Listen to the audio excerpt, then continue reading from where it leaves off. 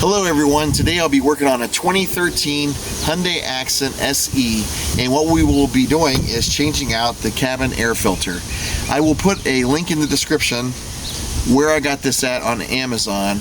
That way you can get one as well. They're actually really reasonable, and you'll save yourself a lot of money doing it yourself. Okay? Alright, so here's how we'll start. First of all, what you do is inside here, you make sure you clean out all of your glove box stuff. And there's little knobs here that you turn counterclockwise. Okay? And then you just remove those knobs once you turn them counterclockwise. Okay, and then there's one, that's the one on the left, and then there's one right here on the right. Counterclockwise, and then it lets you drop down your glove box.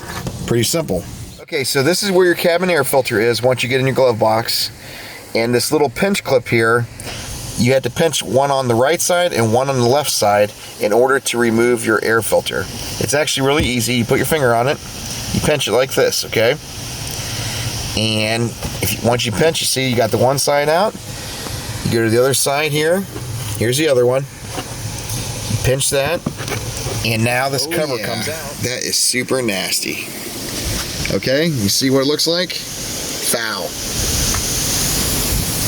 So, throw that out.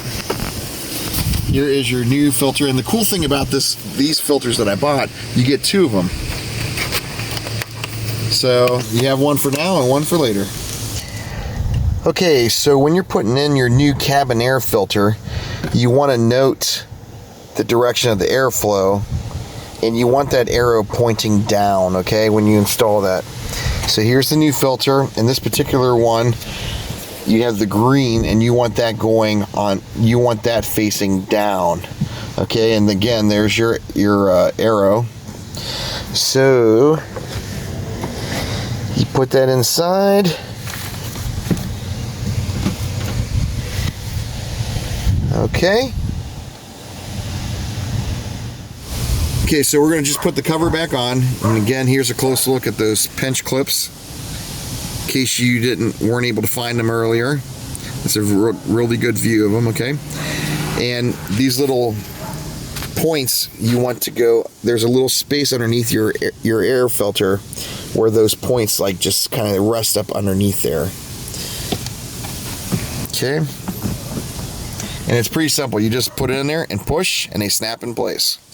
Okay? The new filter is installed. So now you raise your glove box back up, get your plugs ready,